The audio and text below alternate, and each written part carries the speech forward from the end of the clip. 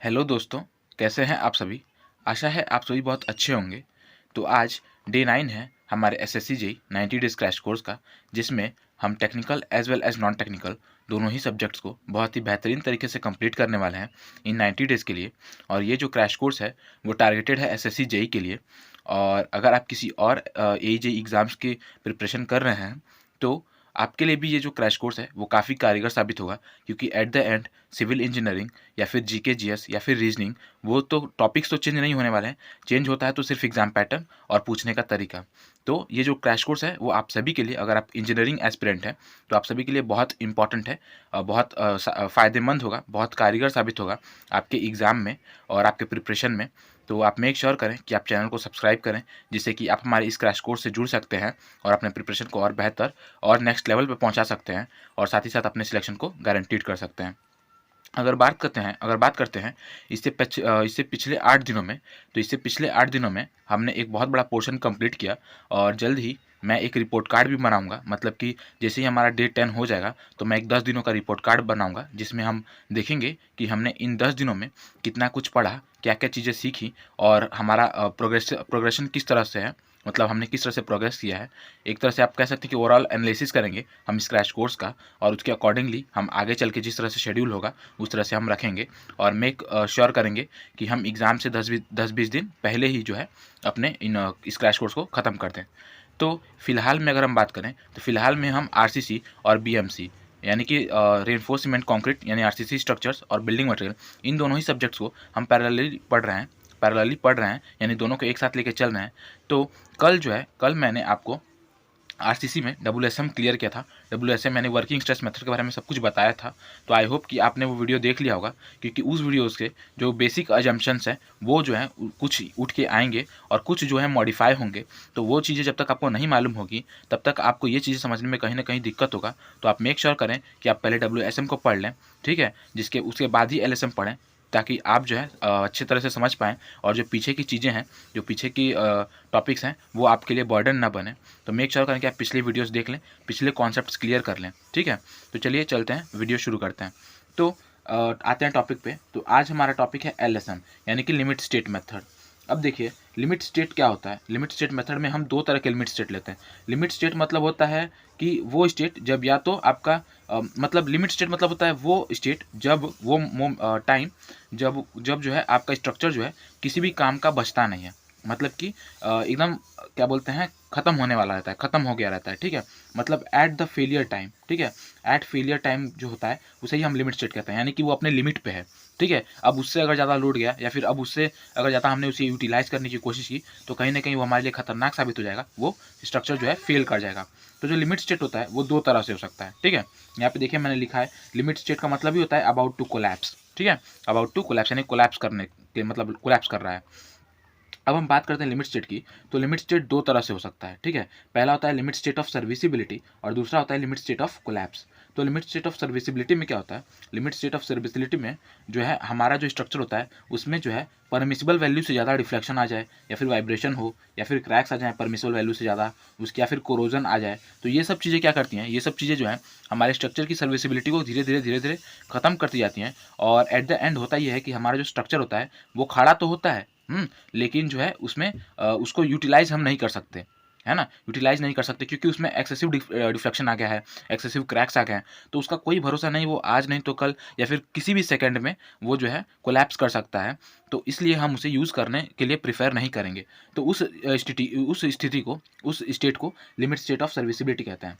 और limit state of collapse में क्या होता है, तो लिमिट स्टेट ऑफ कोलैप्स में आता है आपका कंप्रेशन, शियर, फ्लेक्चर, टॉर्जन, यानी इन सब चीज़ों का अगर वैल्यू परमिसिबल वैल्यू से ज़्यादा हो जाए, जैसे कंप्रेसिव स्ट्रेस का वैल्यू है या फिर फ्लेक्सुरल स्ट्रेस का वैल्यू है, ये वैल्यू जो है वो आपके स्ट्रक्चर के जो परमिसिबल वैल्यूज़ हैं उससे ज़्यादा हो जाए, तो क्या होगा, तो जो है वो स्ट्रक्चर जो है कोलैप्स कर सकता है। तो इसलिए हम क्या कहते हैं कि ये लिमिट स्टेट होगा कोलैप्स का। तो ये हो गई बात लिमिट स्टेट ऑफ कोलैप्स की और लिमिट स्टेट ऑफ सर्विसिबिलिटी की। अब हम बात करते हैं हमारा स्ट्रेस स्ट्रेन कर्व किस तरह से बनता है। और अगर मैं आपको कुछ अजम्पशंस बताना चाहूँ जो कि पिछले वीडियो में भी मैंने बताया था आपको, जो कि डब्ल्यूएसएम एलएसएम दोनों में ही आएंगी। तो देखिए वो क्या क्या है। अगर हम बात करें एलएसएम की, तो एलएसएम जो होता है, अगर मैं इसके बारे में बताऊं, तो जो आपका एलएसएम होता है वो actual stress strain curve of concrete और स्टील पे बेस करता है। मतलब कि जो कंक्रीट और स्टील है उसका जो एक्चुअल स्ट्रेस स्ट्रेन बनता है, स्ट्रेस स्ट्रेन कर्व जो बनता है उस पर बेस्ड होता है, ठीक है। उसके बाद अगर हम बात करें तो इसमें जो है आपका जो ये होता है, क्या कहते हैं, factor of safety. Factor of safety जो होता है वो हम स्ट्रेंथ पे तो लगाते ही हैं, यानी कि जो आपका स्ट्रेंथ है मटेरियल का उस पर तो हम फैक्टर ऑफ सेफ्टी लगाते ही हैं, लेकिन उसके साथ साथ हम लोड पे लोड फैक्टर भी लगाते हैं। क्या करते हैं, फैक्टर ऑफ सेफ्टी के साथ साथ हम लोड फैक्टर का भी यूज़ करते हैं। उसके बाद अगर हम बात करें तो ये जो मेथड होता है, ये मेथड हमारा स्ट्रेन बेस्ड मेथड होता है। कैसा मेथड होता है, स्ट्रेन बेस्ड मेथड होता है। और इसके साथ ही साथ इसके थ्रू, जैसा कि हमने बात किया था डब्ल्यूएसएम में, कि डब्ल्यूएसएम में जो है हमें जो क्रॉस सेक्शन मिलता है वो काफ़ी ज़्यादा बड़ा मिलता है, तो यह अगर तो इसलिए वो ये अनइकोनॉमिकल हो जाता है। लेकिन इसमें क्या होता है, लिमिट स्टेट मेथड में ये जो है सेटिस्फैक्ट्री क्रॉस सेक्शन देता है। कैसा सेक्शन देता है, सेटिस्फैक्ट्री क्रॉस सेक्शन देता है। मतलब कि हमें जितना रिक्वायर्ड है उतना ही देता है, ना ज़्यादा ना कम। इसलिए ये जो मतलब मेथड है ये हमें इकोनॉमिकल पड़ता है, ठीक है। इसके बाद अगर हम बात करें तो ये जो है इसमें प्लेन सेक्शंस, ये एक अजम्पशन है, plane section remain planes after and before bending. यानी कि बेंडिंग होने के बाद जो आपका, बेंडिंग होने से पहले और बेंडिंग होने के बाद जो आपका सेक्शन है, किसी भी स्ट्रक्चर का आपका जो क्रॉस सेक्शन है वो जो होगा प्लेन होगा, बेंडिंग के बाद भी और बेंडिंग के पहले भी। उसके बाद एक और चीज़ है कि टेंजाइल स्ट्रेस जो होगा, जो भी टेंजाइल स्ट्रेस है, ये हमने कल भी बात किया था, जो भी टेंजाइल स्ट्रेस है वो स्टील लेगा। मतलब कि जितने भी टेंजाइल फोर्स एक्ट करेंगे वो क्या करेगा, वो स्टील रेजिस्ट करेगा। और जो भी कंप्रेसिव फोर्स आएंगे, कंप्रेसिव स्ट्रेस होगा वो जो है कंक्रीट रेजिस्ट करेगा। यानी कि अगर हम बात करें तो टेंजाइल स्ट्रेस को कैरी करने में क्या बोलते हैं, कंक्रीट का किसी भी तरह का रोल नहीं होगा, ठीक है। तो इसलिए अगर आप कोई पूछे आपको कि बताइए कि कंक्रीट का जो है डब्ल्यूएसएम या फिर एलएसएम के अकॉर्डिंग या फिर डिजाइनिंग में हम कंक्रीट का जो है टेंजाइल स्ट्रेस कितना लेते हैं, टेंजाइल स्ट्रेंथ कितना लेते हैं, तो हम वहाँ पे जीरो लेते हैं, क्योंकि वो रोल प्ले ही नहीं कर रहा है। अगर रोल प्ले ही नहीं करेगा तो वहाँ पे क्या हुआ, उसका स्ट्रेंथ हमने जीरो मान लिया, ठीक है। तो आई होप आपको ये समझ में आया होगा बात। अब अगर हम बात करें अगले बात की, तो यहाँ पे जो इसका स्ट्रेस डायग्राम होता है ये बहुत इंपॉर्टेंट है। यहाँ पे जो इसका स्ट्रेस डायग्राम होता है वो स्ट्रेस डायग्राम किसका होता है, वो आपका पैराबोलिक रेक्टेंगुलर होता है। कैसा होता है, पैराबोलिक रेक्टेंगुलर, ठीक है। यानी कि आधा रेक्टेंगुलर और उसके बाद पैराबोलिक होता है। और जबकि जो है आपका स्ट्रेन डायग्राम जो होता है वो लीनियर होता है, ठीक है। आप यहाँ पे देख सकते हैं जो स्ट्रेस डायग्राम है वो कुछ इस तरह से बनता है, और जो आपका स्ट्रेन डायग्राम है वो कुछ इस तरह से बनता है। उसके बाद एक और पॉइंट यहाँ पे है, यहाँ पे जो आपका कॉन्क्रीट का जो मैक्सिमम स्ट्रेन माना गया है, जो कंक्रीट का मैक्सिमम स्ट्रेन माना गया है वो माना गया है 0.35%। कितना माना गया है, 0.35%। और अगर इसे हम न्यूमेरिकल वैल्यू में और मतलब ये करें तो 0.0035, ठीक है। ये माना गया है maximum strain, maximum value of strain of concrete. और अगर बात करें मैक्सिमम स्ट्रेन इन स्टील की, तो वो कितना होगा, तो वो होगा 0.002 प्लस 0.87 FY/ES। तो ये हो जाएगा मैक्सिमम स्ट्रेन आपका स्टील में, ठीक है। यानी कि अगर आपका कंक्रीट फेल करेगा, तो कंक्रीट फेल जब करेगा तो जो है उसमें जो मैक्सिमम स्ट्रेन आ सकता है वो उसकी वैल्यू इतनी होगी 0.0035। और जो मैक्सिमम स्टील में आ सकता है, जो मैक्सिमम स्ट्रेन स्टील में आ सकता है फेलियर करने से पहले, वो होगा कितना, इतना, ठीक है। और अगर इससे ज़्यादा स्ट्रेन आता है तो ऑब्वियसली बात है वो हमारा स्ट्रक्चर जो है फेल हो जाएगा। तो ये हमने बात कर ली क्या क्या कुछ डिज़ाइन फिलोसफीज थी हमारे एलएसएम में, तो उनके बारे में हमने बात किया। अब हम बात करते हैं यहाँ पे कि जो है डिज़ाइन स्ट्रेस स्ट्रेन कर्व के बारे में थोड़ा सा और हम देखते हैं कि हमारी वैल्यूज़ किस तरह से आती हैं, ठीक है। तो उसके बारे में हम बात करें तो कंक्रीट में जो है, अगर हम कंक्रीट में स्ट्रेस स्ट्रेन कर्व बनाएं, ठीक है, स्ट्रेस स्ट्रेन कर्व बनाएं, तो हमें क्या मिलता है, हमें ये मिलता है कि एक और चीज़ मैं आपको बताना भूल गया, वो ये कि यहाँ पे जो हम फैक्टर ऑफ सेफ्टी लेते हैं ना, यहाँ पे हम जो फैक्टर ऑफ सेफ्टी लेंगे कंक्रीट के लिए वो हम 1.5 लेंगे, और जो फैक्टर ऑफ सेफ्टी लेंगे क्या बोलते हैं स्टील के लिए, ठीक है, वो हम 1.15 लेंगे। यानी कि कंक्रीट के लिए हम कितना लेंगे, कंक्रीट के लिए हम 1.5 लेंगे, जबकि हम स्टील के लिए कितना लेंगे, स्टील के लिए हम 1.15 लेंगे, ठीक है। तो ये वैल्यू है फैक्टर ऑफ सेफ्टी का एलएसएम में। अच्छा, तो ये हमने जान लिया। तो वो चीज़ यहाँ पे बताई गई है कि जब हम कंक्रीट का स्ट्रेंथ निकालते हैं, ठीक है, कंक्रीट का स्ट्रेंथ निकालते हैं एलएसएम में, तो हमें मालूम है कि कंक्रीट का स्ट्रेंथ कितना होता है, किसी भी कंक्रीट का स्ट्रेंथ कितना होता है, एफसीके, ठीक है। एफसीके को अगर आप 1.5 से, किससे, 1.5 से अगर आप फैक्टर ऑफ सेफ्टी अप्लाई करें तो जो आपको वैल्यू मिलता है वो क्या मिलता है, 0.67 एफसीके मिलता है। यानी कि जो मैं देखिए, और अगर आप मतलब मैं अगर सही से बताऊँ तो ये जो हमने फैक्टर ऑफ सेफ्टी लिया है ना, ये फैक्टर ऑफ सेफ्टी हम 2 बार लेते हैं, ठीक है। किसी भी कंक्रीट में अगर आप एलएसएम से जब डिज़ाइन कर रहे हैं तो जो आप परमिसिबल स्ट्रेंथ निकालते हैं, जो आप परमिसिबल स्ट्रेस निकालते हैं कंक्रीट की, तो वहाँ पे आप 2 बार फैक्टर ऑफ सेफ्टी लगाते हैं, ठीक है। 2 बार फैक्टर ऑफ सेफ्टी लगाते हैं। एक पहला जो हम लगाते हैं वो किस लिए लगाते हैं, ड्यू टू साइज़, ठीक है, due to vary in size. यानी कि हमें मालूम है, जैसा कि मैंने आपको अपने पहले वीडियो लेक्चर में बताया था इंट्रोडक्शन में, कि जो हमारा कंक्रीट का स्ट्रेंथ होता है वो कहीं ना कहीं साइज़ पे भी डिपेंड करता है, क्योंकि जब हम साइज़ को घटाते हैं तो हमारा स्ट्रेंथ क्या होता है, बढ़ता है, और जब हम साइज़ को क्या करते हैं, बढ़ाते हैं, तो हमारा स्ट्रेंथ जो है वो घटता है, यानी इनवर्सली प्रोपोर्शनल होता है, ठीक है। तो उसी चीज़ के बारे में यहाँ पे बताया गया है कि हमें, अब देखिए जब हम स्ट्रक्चर की बात करेंगे तो हमें नहीं पता स्ट्रक्चर में हम कितना बड़ा या फिर कितना छोटा ये करेंगे, मेंबर होगा हमारा, जो हमारा मेंबर होगा वो हमारा कितना बड़ा या फिर कितना छोटा होगा, ये तो हमें नहीं मालूम।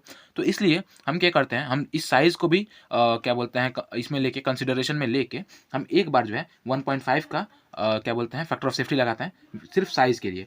तब जो है, अगर हम, अब हमारा एफसी स्ट्रेंथ था, हमने साइज़ के लिए अगर 1.5 का जो है फैक्टर ऑफ सेफ्टी लगा लिया, तो हमें क्या मिल गया, तो हमें मिल गया, रुकिए मैं आपको यहाँ पे समझाता हूँ, पेज गंदा हो जाएगा, ठीक है। तो हमें क्या मिल जाएगा, तो हमें जो है, अगर हम एफसीके पे 1.5 का फैक्टर ऑफ सेफ्टी लगाएंगे तो हमें क्या मिल जाएगा, हमें मिल जाएगा 0.67 एफसीके। यानी कि डिज़ाइनिंग में जो हम कैरेक्टरिस्टिक स्ट्रेंथ लेते हैं स्टील का, सॉरी कंक्रीट का, वो हम कितना लेते हैं, 0.67 एफसीके, ठीक है। अब ये जो हमारा स्ट्रेंथ निकला है, इस पे हम फैक्टर ऑफ सेफ्टी लगाएंगे 0.67 एफसीके पे। हम फैक्टर ऑफ सेफ्टी लगाएंगे किसके लिए, लोडिंग वाले केस के लिए, ठीक है, कि हम मतलब लोडिंग केस के लिए। तो लोडिंग केस में जब हम फिर से 1.5 का ये लगाएंगे, फैक्टर ऑफ सेफ्टी लगाएंगे, तो जो हमारा वैल्यू निकल गया वो कितना आएगा, 0.441 एफसीके। यानी कि एट द एंड अगर मैं बोलूँ, तो हम जो यहाँ पे मैक्सिमम स्ट्रेंथ लेते हैं, मतलब मैक्सिमम स्ट्रेंथ लेते हैं कंक्रीट का, वो कितना लेते हैं, 0.441 एफसीके, ठीक है। एलएसएम में जो मैक्सिमम स्ट्रेंथ लेते हैं हम किसी भी कंक्रीट का, वो कितना लेते हैं, 0.441 एफसीके। कहीं कहीं इसे 0.45 एफसीके भी कर दिया जाता है, ठीक है। तो वो बात बता दी कि डिज़ाइन स्ट्रेस जो होता है हमारा, यानी कि जो हमारा डिज़ाइन स्ट्रेस होता है वो हमारा कितना होता है, 0.45 एफसीके होता है। अब हम बात करें अगर मैक्सिमम स्ट्रेन की, तो मैक्सिमम स्ट्रेन के बारे में मैंने आपको बता दिया है। इसके बाद हम बात करते हैं स्टील की, किसकी, स्टील की। तो अगर हम बात करते हैं स्टील की, तो यहाँ पे जो डिज़ाइन स्ट्रेस आएगा, यहाँ पे जो डिज़ाइन स्ट्रेस आएगा स्टील में, डिज़ाइन स्ट्रेस और स्ट्रेन, ठीक है, design stress and strain, design stress and strain. यहाँ पे हमने design stress and strain of concrete के बारे में जान लिया। अब हम यहाँ पे जानेंगे design stress and strain in steel. तो स्टील का हमें मालूम है यील्ड स्ट्रेस हम कितना लेते हैं, FY लेते हैं, ठीक है, कितना लेते हैं, FY लेते हैं। तो यहाँ पे अगर हम बात करें FY की, तो FY पे जब हम फैक्टर ऑफ सेफ्टी लगाएंगे 1.15, तो हमें क्या वैल्यू निकल के आएगा, हमें आएगा 0.87 FY। तो उसी वैल्यू को हमने यहाँ पे डिज़ाइन स्ट्रेस ले लिया है, ठीक है। तो डिज़ाइन स्ट्रेस ये हो गया, ठीक है। और अब हम बात करें अगर क्या बोलते हैं स्ट्रेन की, तो स्ट्रेन का जो मैंने आपको वैल्यू बताया था कितना, 0.002 प्लस 0.87 FY/ES, ये जो होता है स्ट्रेन का वैल्यू होता है स्टील में, ठीक है, मैक्सिमम। अब देखिए फैक्टर ऑफ लोड, अच्छा फैक्टर ऑफ लोड क्या होता है, अब आप ये जान लीजिए। ये तो हमने जान लिया फैक्टर ऑफ सेफ्टी हम किस तरह से अप्लाई करते हैं। अब एक बात मैं आपको बता दूं, देखिए हम क्या करते हैं, जब हमारा WSM होता है ना, तो WSM में हम क्या करते हैं, हम जो है जो आपका मटेरियल है, यानी कि जो आपका मान लीजिए कोई भी मटेरियल है, हम उस मटेरियल की स्ट्रेंथ को कम मानते हैं। क्या करते हैं, कम मानते हैं। जैसे कि मान लीजिए अगर हमारा कोई कंक्रीट है और उस कंक्रीट की क्षमता है कि ये जो है 10 MPa तक का लोड ले सकता है, ठीक है, 10 MPa तक का लोड ले सकता है, तो हम क्या करते थे, हम इसकी क्षमता को सिर्फ 1/3 ही लेते थे, मतलब कि सिर्फ इसकी क्षमता जो है हम 0.33% ही लेते थे। तो हम यहाँ पे सिर्फ इसको 3.33 लोड ही दे रहे हैं। कितना लोड दे रहे हैं, इतना ही लोड दे रहे हैं। यानी कि अगर हम एक तरह से कहें तो कहीं ना कहीं जो है हमारा 6.7 क्या बोलते हैं 6.66 का जो है 6.67 जो है, इतना गुना हमारा जो स्ट्रेंथ है इस कंक्रीट का, उसे हम वहाँ पे क्या बोलते हैं कंसिडर ही नहीं कर रहे हैं, ठीक है। तो यहाँ पे जो है WSM में हम सिर्फ मटेरियल की स्ट्रेंथ को कम करते थे। लेकिन अगर हम बात करें LSM में, तो हम LSM में क्या करते हैं, हम LSM में जो स्ट्रेंथ मटेरियल की स्ट्रेंथ है, जो मटेरियल की स्ट्रेंथ है उसे तो हम कुछ कम मानते ही हैं। अब इतना कम नहीं मानते हैं, लेकिन कुछ कम मानते हैं, इतना नहीं लेकिन कुछ कम मानते हैं। तो यहाँ पे हम कितना मानते हैं, तो 1.5 मानते हैं, ठीक है, 1.5 से कम कर देना है। और इसके साथ ही साथ हम जो क्या करते हैं, हम जो लोड आ रहा है उस लोड को भी थोड़ा सा बढ़ा लेते हैं। मतलब ऑब्वियस सी बात है, अगर आपका लोड 10 किलो आ रहा है और मैंने जो डिज़ाइन किया है वो हमने 12 किलो के लिए किया है, कितना के लिए किया है, 12 किलो के लिए किया है, तो हमारी सेफ्टी बढ़ जाएगी, है कि नहीं। हाँ, 10 अगर 10 आ रहा है लोड, हमने 12 के लिए डिज़ाइन किया है, तो वो तो सेफ्टी बढ़ जाएगी। तो ये भी एक तरह से फैक्टर ऑफ सेफ्टी का ही काम कर रहा है। तो इस ये जो है, अगर आप लोड को बढ़ा रहे हैं, ठीक है, तो उसे हम मतलब जिस फैक्टर के थ्रू बढ़ा रहे हैं उसे हम लोड फैक्टर कहते हैं। तो लोड बढ़ाने के लिए, यानी कि लोड बढ़ाने के लिए, सेफ्टी पर्पज से लोड बढ़ाने के लिए हम जिस फैक्टर का यूज़ करते हैं उसे हम लोड फैक्टर कहते हैं, और स्ट्रेंथ को कम मानते हैं जिस फैक्टर के थ्रू डिवाइड करके उसे हम फैक्टर ऑफ सेफ्टी कहते हैं। ठीक है, तो यहाँ पे अगर हम बात करें लोड फैक्टर की, तो जो आपका लोड फैक्टर होता है वो क्या होता है, फैक्टर्ड लोड जो आपका आता है वो क्या होता है, यानी कि देखिए लोड फैक्टर तो आपका वो फैक्टर हो गया जिसके थ्रू हम लोड को मल्टीप्लाई करके जो हमारा जो है फैक्टर्ड लोड निकालेंगे, और इसके थ्रू जो हमारा लोड निकलता है उसे हम क्या कहते हैं, फैक्टर्ड लोड कहते हैं, या फैक्टर लोड, फैक्टर्ड लोड यानी कि बढ़ाया हुआ लोड आप कह सकते हैं, फैक्टर किया हुआ, ऑलरेडी फैक्टर्ड किया हुआ है। तो फैक्टर्ड लोड जो होगा वो बराबर होगा किसके, लोड इनटू लोड फैक्टर के। ठीक है, और ये जो हमारा हमने बात किया था वो डिज़ाइन स्ट्रेस और डिज़ाइन स्ट्रेन के बारे में बात किया था। आई होप आप समझ गए होंगे। और मेरे दोस्त, अगर किसी भी तरह का आपको जो है डाउट है, ठीक है, तो आप मेक श्योर करें कि आप वीडियो में जो है वीडियो के नीचे कमेंट कर दें, जिससे कि मैं उन डाउट्स को अगले वीडियो में क्लियर आउट कर सकूं, और आप जो है आपके लिए वो जो टॉपिक है वो क्लियर हो सके, नहीं तो वो बाद में चल के आपके लिए कहीं ना कहीं बर्डन बन सकता है, रिवीजन में दिक्कत कर सकता है। तो आप मेक श्योर करें कि यहाँ पे जो भी कॉन्सेप्ट्स हैं आप उन्हें बढ़िया से समझ लें, और मैं भी अपनी तरफ से पूरी कोशिश कर रहा हूँ कि मैं आपको बेहतर से बेहतर तरीके से समझा सकूँ। तो आप मेक श्योर करें कि आपको अगर कोई डाउट हो तो आप कमेंट करें। ठीक है, तो यहाँ पे हमने बात कर लिया फैक्टर लोड की, डिज़ाइन स्ट्रेस और स्ट्रेन की।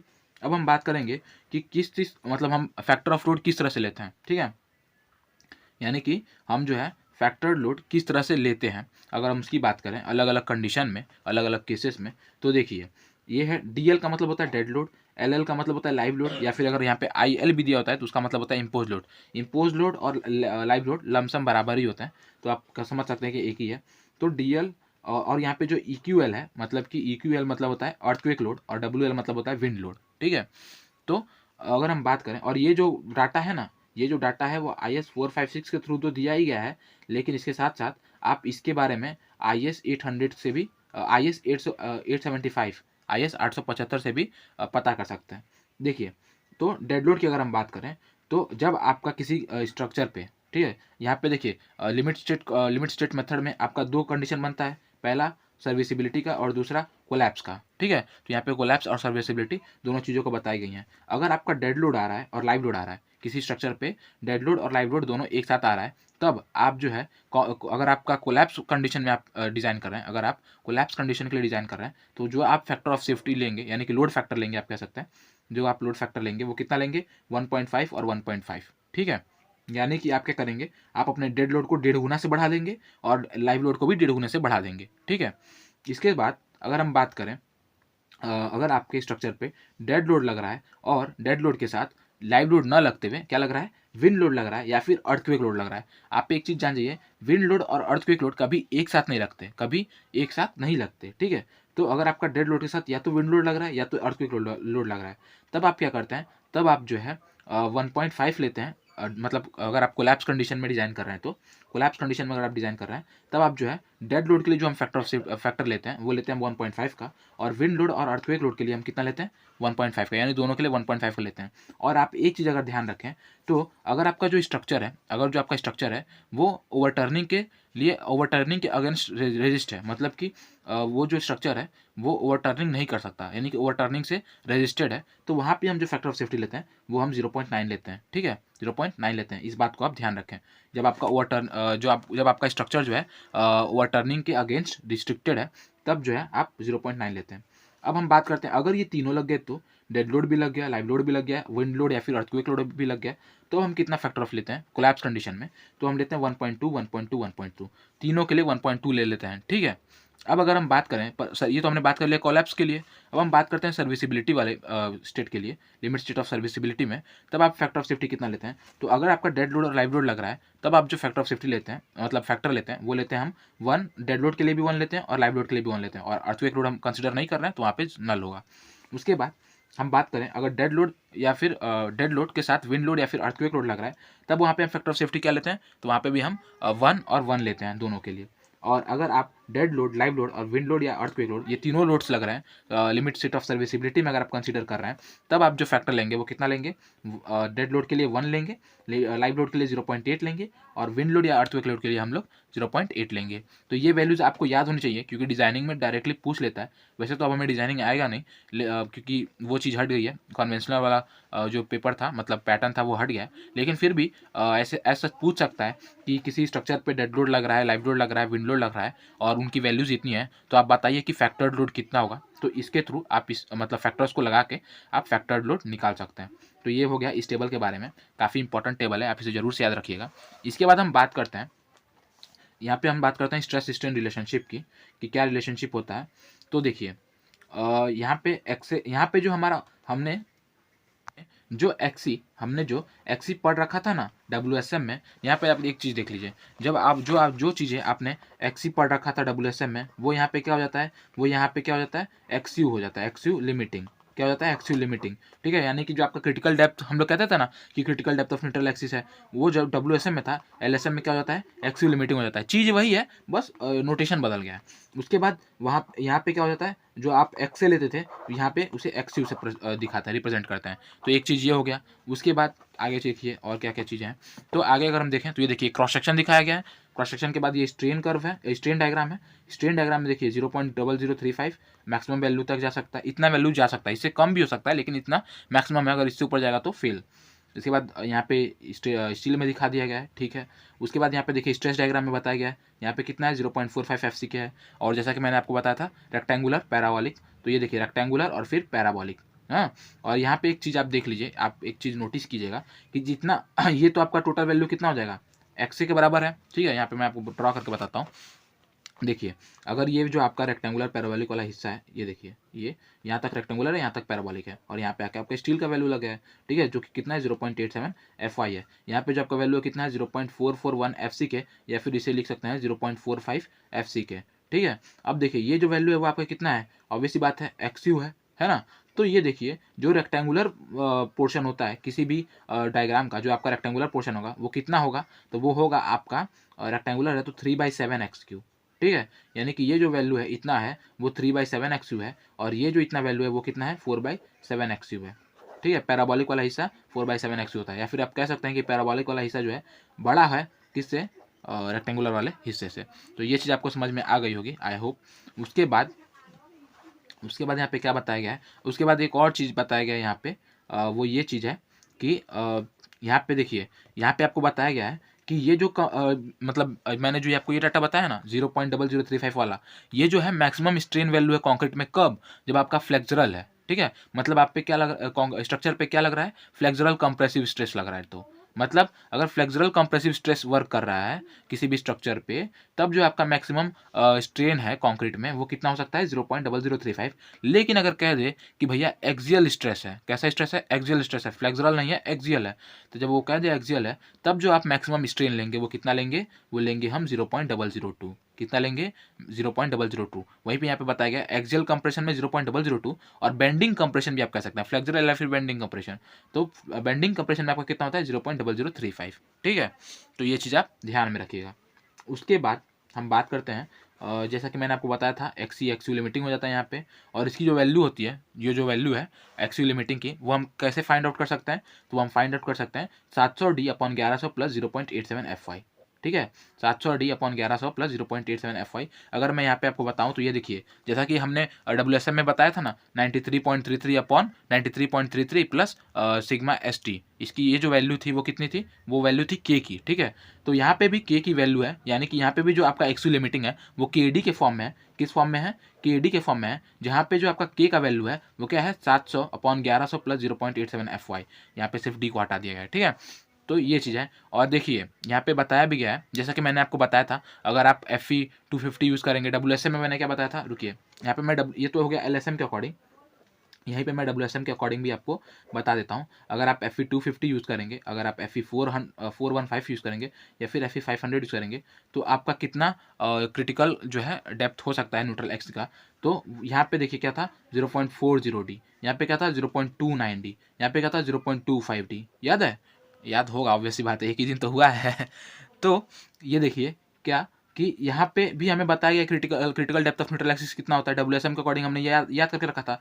अब हम याद करते हैं LSM के अकॉर्डिंग। तो LSM में अगर आप FE 500 यूज़ कर रहे हैं, तो जो आपका वैल्यू होगा critical depth of neutral axis का, यानी कि आपका क्या बोलते हैं एक्सयू लिमिटिंग का, तो वो कितना होगा 0.460। अगर आप FE 415 यूज़ कर रहे हैं तो आपका होगा 0.48D, और अगर आप FE 250 यूज़ कर रहे हैं तो आपका वैल्यू जो होगा 0.53D। ये काफ़ी इंपॉर्टेंट फार्मूला है, एकदम मतलब रट लेना चाहिए इस क्वेश्चन को, इस टेबल को आप एकदम रट लीजिएगा, क्योंकि मतलब आँख मूंद के भी अगर कोई पूछ दे तो आपको बताना चाहिए, आपको आना चाहिए। नींद में उठा के कोई पूछ ले आपको बता देना चाहिए, याद होना चाहिए आपको, क्योंकि ये जो क्वेश्चन है, ये जो टॉपिक है, वो एकदम पूछा जाता है किसी भी एजेई एग्जाम में। तो अगर आपको सिलेक्शन चाहिए तो भाई याद तो करना पड़ेगा, ठीक है, ये आपको याद करना ही पड़ेगा। और ये फॉर्मूला आपको याद करना पड़ेगा 700D/1100 प्लस 0.87 FY, ठीक है।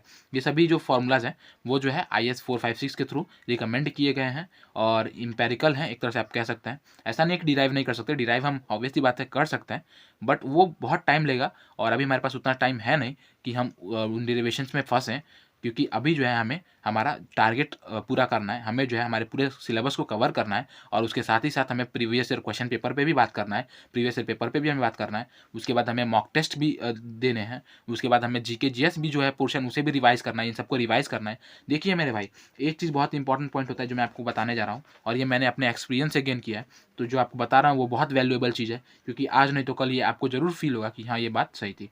देखिए, अगर मैं इस समय चाहूँ ना, तो अगर मैं आपको इस समय चाहूँ तो मैं आपको WSM में ही 3 दिन 4 दिन तक पढ़ा सकता हूँ। इतनी ज़्यादा इतनी मतलब ऐसी चीज़, वैसे तो मैंने कंप्लीट कर दिया है और जितना मैंने कंप्लीट किया है उतना मोर देन एनफ है किसी भी एग्ज़ाम के लिए। लेकिन अगर कोई चाहे तो आपको 3 दिन 4 दिन तक फँसाए रख सकता है, ठीक है? WSM में 3 दिन तक 4 दिन तक फँसाए रख सकता है, जितना चीज़ें मैंने बताई हैं बस उतनी चीज़ें बताने के लिए, ठीक है? और हो सकता है कि कुछ वो एक्स्ट्रा भी बताए, इसमें कोई दो राय नहीं है। बहुत सारी चीज़ें हैं जो हम ऐड ऑन कर सकते हैं, क्योंकि civil engineering is not like this much. Civil engineering so vast, ठीक है, civil engineering is so much vast, we can't मतलब हम इमेजिन भी नहीं कर सकते हैं। यहाँ पे रोज चीज़ें जुड़ती हैं, रोज चीज़ें हटती हैं, हैं कुछ रिकमेंडेशंस रोज निकाले जाते हैं, कुछ रिकमेंडेशंस रोज जोड़े जाते हैं। तो हम इसे कंप्लीट मतलब कभी ये नहीं कह सकते कि कंप्लीट कर लिया हमने, ठीक है। तो आज भी अगर हम देखें तो कोई भी यहाँ पे टीचर नहीं है, सभी स्टूडेंट्स हैं, मैं भी स्टूडेंट हूँ, आप भी स्टूडेंट हैं, हम यहाँ पे एक दूसरे से मिलकर सिविल इंजीनियरिंग सीख रहे हैं। तो WSM में अगर हम बात करें तो कोई आप मिल के आपको 3 या 4 दिन भी जो है फंसाए रख सकता है। लेकिन मैटर क्या करता है, ये मैटर नहीं करता कि आपने 3 या 4 दिन तक पढ़ा या फिर आपने जो है पूरा पोथा बना लिया। मैटर ये करता है कि आप एग्जाम में कितना कैरी करके ले जा रहे हैं, ठीक है। मैटर ये करता है कि आप एग्जाम में कितना बार कैरी, कितना चीज़ें कैरी करके ले जाते हैं। मैटर ये करता है कि आप वहाँ पे परफॉर्म कितना कर पा रहे हैं। मैटर ये करता है कि आप अपने आप को कितना रिप्रेजेंट कर पा रहे हैं। मैटर ये करता है कि आप वहाँ पे जाकर टाइम मैनेजमेंट कैसे कर रहे हैं। मैटर ये करेगा कि आप जो है जितनी चीज़ें कैरी किए हैं उन चीज़ों को किस तरह से, आपके कॉन्सेप्ट कितने क्लियर हैं, ये चीज़ें मैटर करती हैं। मैटर ये नहीं करती कि आपने कितना पोथा पढ़ा है, ठीक है। तो एट द एंड मैं यही कहूँगा कि आप जो है यहाँ वहाँ के चीज़ों पे समय ना बर्बाद करते हुए आप जो है एकदम पॉइंट टू पॉइंट वाली चीज़ों पे पढ़ें, ज़्यादा यहाँ वहाँ समय ना बर्बाद करें, क्योंकि समय बहुत ज़्यादा हमारे पास है नहीं और समय बहुत कीमती होता है, ठीक है। तो यहाँ पे ये चीज़ें हमने पढ़ ली, अब हम पढ़ते हैं क्या, अब हम यहाँ पे पढ़ते हैं, देखिए क्या कि इसके बाद था हम लोग का वैल्यू। हाँ, एक चीज़ और ये देख लीजिए, ये जो चीज़ मैंने आपको बताया ना 3/7 XU और 4/7 XU, ये चीज़ें तो मैंने अभी आपको बता दी। और इसके साथ साथ आपको एक और चीज़ याद रखनी है, ये जो वैल्यू है ना, ये जो वैल्यू है ये आपका 3/7 XU, अगर आप इसको आगे बढ़ाएं, अगर अपने स्ट्रेन डायग्राम से जोड़ें, ठीक है, अगर अपने स्ट्रेन डायग्राम से जोड़ें तो इसी लेवल पे हमें स्ट्रेन की जो वैल्यू होती है वो कितनी होती है, 0.002 वैल्यू होती है। कितनी वैल्यू होती है, 0.002 वैल्यू होती है स्ट्रेन की, ठीक है। अब देखिए इसके बाद अगर हम बात करें, अब हम यहाँ पे आ रहे हैं डिजाइनिंग पॉइंट पे, हम धीरे धीरे डिजाइनिंग में उतर रहे हैं और देखिए इतने में ही जो है 1-2 पेज के बाद आपका जो है डिजाइनिंग खत्म हो जाएगा, यहीं पे डिजाइनिंग आपका खत्म हो जाएगा, सिर्फ एक पेज में ही है। तो अगर हम बात करें डिजाइनिंग की तो देखिए आपका जो है LSM में ये जो रेक्टेंगुलर पोर्शन है, इस रेक्टेंगुलर पोर्शन के द्वारा कितना फोर्स रेजिस्ट किया जाएगा, ठीक है, कितना फोर्स नहीं, एक आप तरह से कह सकते हैं कितना मोमेंट ऑफ रेजिस्टेंस जनरेट किया जाएगा। क्योंकि जैसे कि मैंने आपको कल बताया था कि जो ये होता है, क्या कहते हैं, स्ट्रक्चर होता है, उस पर बेंड, ऑब्वियसली बात है फोर्स लगाएंगे तो 2 ही चीज़ें जनरेट होंगी, पहला होगा बेंडिंग मोमेंट, दूसरा होगा शियर फोर्स। आपने पढ़ रखा है सोम में BMD और SFD, ठीक है। तो हम जो है शियर फोर्स के लिए तो हम आगे पढ़ने वाले हैं, लेकिन यहाँ पे हम इसको किस लिए डिजाइन करते हैं, बेंडिंग मोमेंट के लिए। और जो बेंडिंग मोमेंट होता है हमारा, उसे जो है कौन रेजिस्ट करता है, तो बेंडिंग मोमेंट जो है वो हमारा रेजिस्ट करता है क्या बोलते हैं, MOR, मतलब मोमेंट ऑफ रेजिस्टेंस, है ना। वो हम सो में और बेहतर तरीके से पढ़ेंगे। तो जो आपका बेंडिंग मोमेंट होता है वो रजिस्ट किया जाता है किसके द्वारा, MOR के द्वारा, ठीक है। Bending moment is always registered bye MOR। तो यहाँ पे हम वही MOR की जो है वैल्यू को फाइंड आउट करेंगे। मतलब अगर हमारा MOR का जो वैल्यू है वो बेंडिंग मोमेंट से ज़्यादा हुआ तो हमारा स्ट्रक्चर जो है सेफ है और बढ़िया है, ठीक है।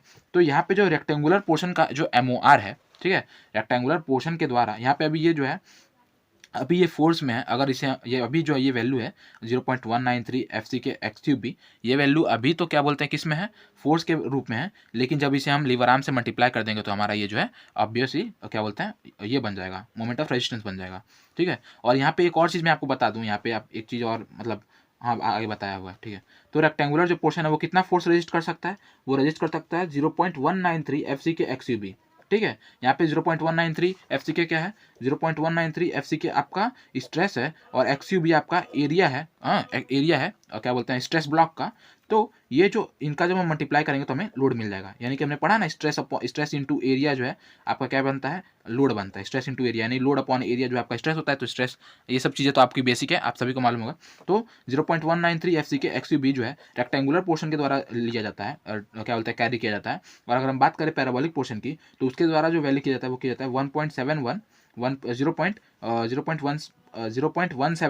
FCK XUB। ठीक है, 0.171 FCK XUB। और अगर हम इन दोनों को जोड़ दें, अगर इन दोनों को हम जोड़ दें तो हमारा कितना हो जाएगा 0.36 FCK XUB। ठीक है, यानी कि टोटल अगर हम बात करें तो हमारा जो है जो लोड है जो कैरी किया जा सकता है हमारे किसके द्वारा, टोटल रिजल्टेंट लोड जो है हमारा कैरी किया जा सकता है स्ट्रेस ब्लॉक के द्वारा, वो कितना है 0.36 FCK XUB। ठीक है, 0.36 FCK XUB। रेक्टेंगुलर पोर्शन के द्वारा कितना कैरी किया जा रहा है 0.193 FCK XUB। पैराबोलिक पोर्शन के द्वारा 0.17 FCK XUB।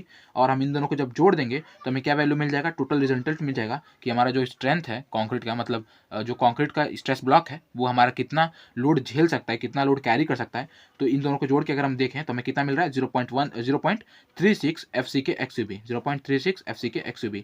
और अब एक चीज़ जानिए, देखिए अब ये जो मैंने आपको पोर्शन बताया ना, ये जो पोर्शन मैंने आपको जो यहाँ पे बता रखा है, ये जो पोर्शन है मतलब ये रेक्टेंगुलर और ये पैराबोलिक थोड़ा सा टेढ़ा बन गया। तो ये जो क्या बोलते हैं पोर्शन है, इस पोर्शन का जो सेंटर ऑफ ग्रेविटी है वो कहाँ पे है, वो सेंटर ऑफ ग्रेविटी अगर हम ऊपर से देखें तो कितना पे है 0.42 XU पे है। ठीक है, यहाँ पे जो सेंटर ऑफ ग्रेविटी लग रहा है वो कितने पे है 0.42 XU पे है। तो यहाँ पे जो हम लीवर आर्म अगर निकालें यानी जेडी की अगर हम वैल्यू बात करें जेडी की, तो यहाँ पे कितना हो जाएगा, यहाँ पे वैल्यू हो जाएगा डी माइनस 0.42 XU, है ना। ये चीज़ मैंने आपको बता रखी कि किस तरह से 0.42 हम मतलब किस तरह से ये वैल्यू ला रहे हैं पिछली वीडियो में। प्लीज़ अगर आपने नहीं देखा तो आप उसे ज़रूर से मतलब प्रिफेयर करें, देखें, क्योंकि उसे अब जब आप देख लेंगे तो इस मतलब इन्हें समझने में और आसानी होगी। ठीक है, तो यहाँ पे जो आपका डी का वैल्यू है वो कितना आ जाएगा, सॉरी जेडी का जो वैल्यू है यानी लीवर आर्म का वैल्यू वो कितना आ जाएगा डी माइनस 0.42 XU। ठीक है, आई होप आप समझ रहे होंगे। यहाँ पे देखिए 0.42 XU का भी हम डेराइव कर सकते हैं लेकिन बहुत टाइम लगेगा, तो ज़रूरत नहीं है। अभी आपको बस इतना याद रखना है कि जो आपका टोटल लोड लगता है उसका सेंटर ऑफ ग्रेविटी क्या है, सेंटर कंप्रेसिव लोड की बात कर रहे हैं वो है 0.42 XU। अगर हम लीवर आर्म की बात करें तो लीवर आर्म क्या होता है, लीवर आर्म होता है हमारे दो लोड्स, यानी अगर कोई कपल है तो उन कपल के बीच में जो आपका परपेंडिकुलर डिस्टेंस है, अगर कोई दो लोड लग रहा है, अगर दो लोड अपोजिट डायरेक्शन में लग रहा है तो उन्हें कपल कहते हैं। ठीक है, तो ये जो कपल है ये जो कपल है इसके जो दो कंपोनेंट्स हैं फोर्स, यानी कि ये फोर्स और ये फोर्स, इन दोनों फोर्स के बीच का जो हमारा डिस्टेंस है परपेंडिकुलर, उसे ही हम लीवर आर्म कहते हैं। जिसे हम किस तरह से बता रहे हैं, तो ये हमारा टोटल डी है, तो इसे बताना है, अगर इतना डिस्टेंस बताना है तो हम डी में से ही इतना घटा देंगे, तो डी माइनस 0.42 XU। ठीक है, तो ये चीज़ हमने मिल गया। तो अब हम क्या करेंगे, देखिए हमें लीवर आर्म की वैल्यू मिल गई। अब हम क्या करेंगे, हम अगर प्रिसाइजली बात करें तो 0.416 XU होता है। तो मतलब ऐसा कुछ ही नहीं है, आप 0.42 XU याद रखेंगे तब भी हो जाएगा।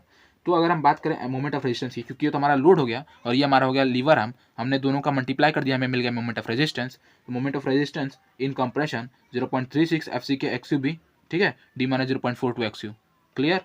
MORT की अगर बात करें moment of resistance in tension तो हमारी कितनी होगी 0.87 FYAST, 0.87 FYAST, यानी कि अगर देखिए 0.87, ये तो हमने 0.36 वाला तो हमने याद कर लिया, 0.36 FCK XUB D minus 0.42 XU। ठीक है, ये वैल्यू तो हमने कंप्रेशन में निकाल लिया, आपको पता है कि कैसे हुआ।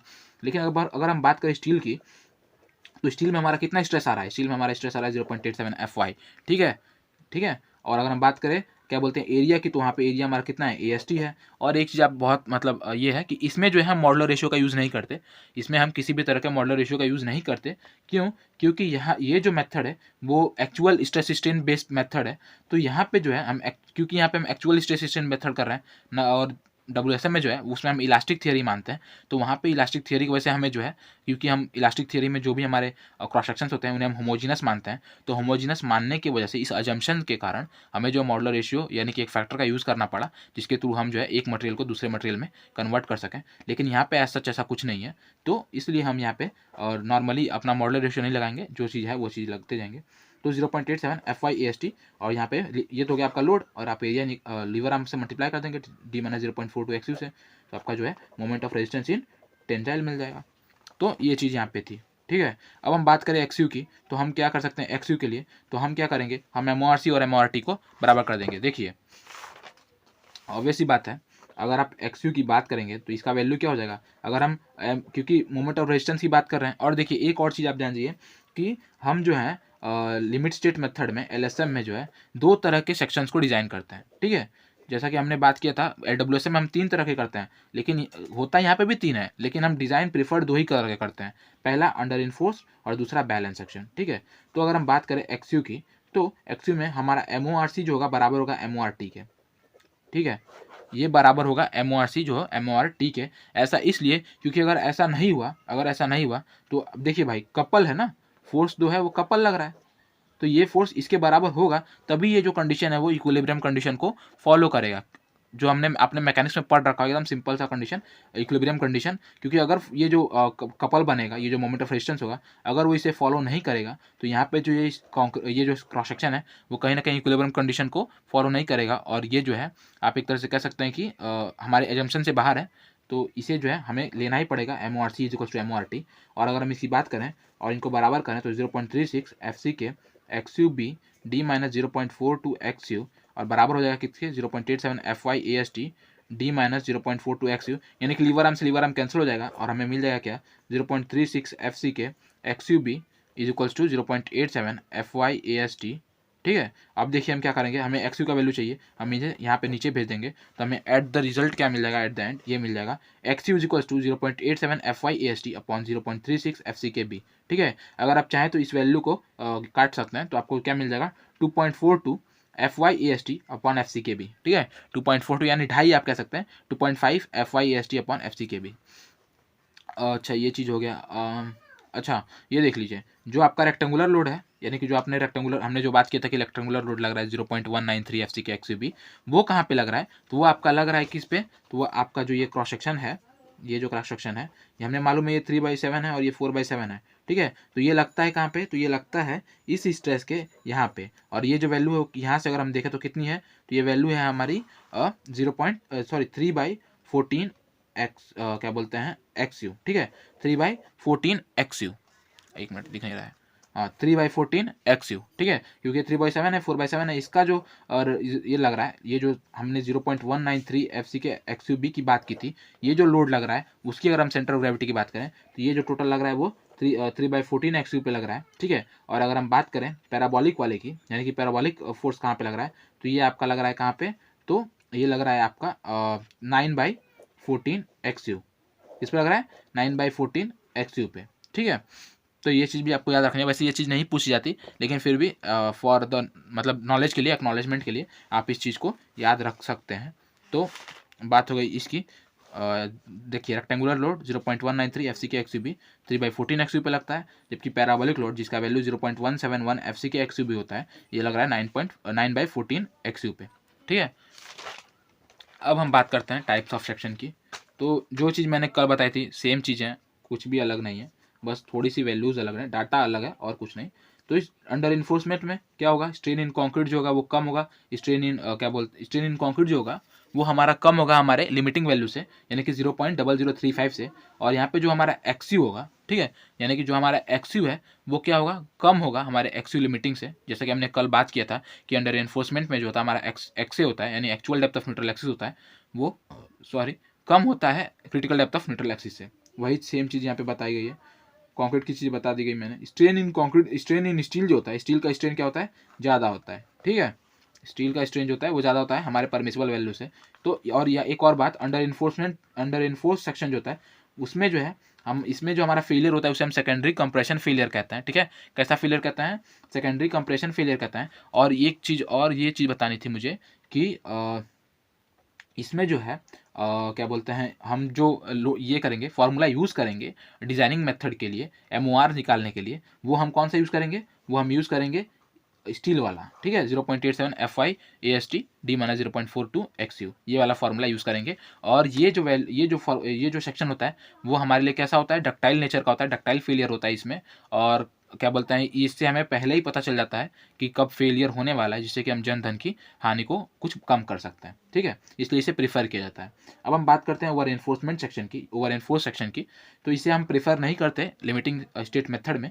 और इसमें जो है आपका जो XU का वैल्यू है, यानी actual depth of neutral axis होगा, वो ज़्यादा होगा XU लिमिटिंग से, ठीक है।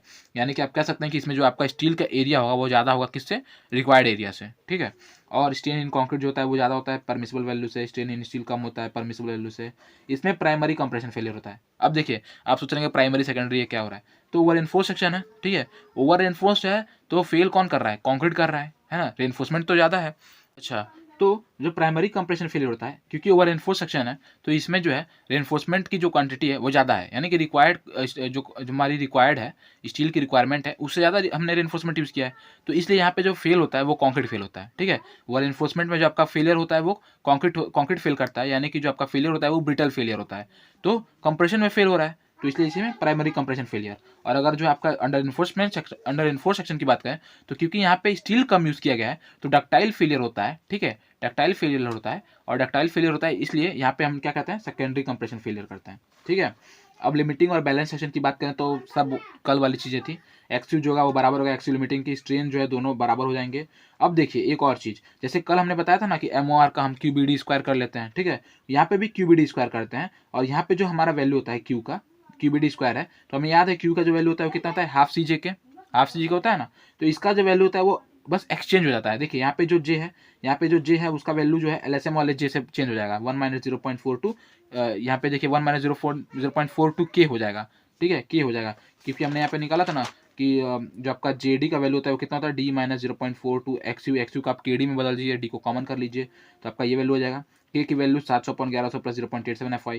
और यहाँ पे जो आपका हाफ CJ था ना, हाफ C मतलब C/2, उसे हम चेंज, उसे मतलब आप 0.36 FCK हो जाएगा, मतलब एक्सचेंज हो जाएगा इससे, ठीक है। तो बहुत आसान चीज़, आपने कल वाला पढ़ा होगा तो फिर इसमें दिक्कत नहीं होगा। इसके बाद अगर हम बात करते हैं, तो ये देखिए, ये इसी के थ्रू यानी QBD स्क्वायर के ही फॉर्मूला से हम क्या कर सकते हैं, हम अपने डेप्थ को भी फाइंड आउट कर सकते हैं इस तरह से कि देखिए आपका जो MORC है, MORC यहाँ पे BM नहीं, आप एक तरह से कह सकते हैं कि ये MOR ही है। क्या है, MOR है। MOR को हमने ये D, देखिए QB को यहाँ से डिवाइड कर दिया, ठीक है, और यहाँ पे मतलब स्क्वायर को यहाँ पे हम लेके आएंगे तो अंडर रूट में हो जाएगा। कुल मिला जुला के मतलब एक फार्मूला को दूसरे फार्मूला में चेंज किया गया, और कुछ एज सच खास नहीं है। तो देख सकते हैं WSM अगर पढ़ लिया तो इसको हमने कितने आसानी से कर लिया। इसके बाद देखिए यहाँ पे कुछ कांस्टेंट है जिनका फार्मूला यहाँ पे अलग अलग रेनफोर्समेंट के लिए दिया गया है, जो हमें कहीं ना कहीं याद होनी चाहिए, कहीं बहुत इंपॉर्टेंट है। तो देखिए जो आपका K का फार्मूला है, ठीक है, जो K का फार्मूला है जिसे हमने पिछले टेबल में पढ़ा था, Fe250 के लिए कितना होता है, 0.53 होता है। 415 के लिए कितना होता है, 415 के लिए 0.48 होता है। और Fe500 के लिए 0.46 होता है, ठीक है, K की वैल्यू है। और इसके अगर हम D लगा दें तो ये हमारा XU का वैल्यू हो जाएगा, ठीक है।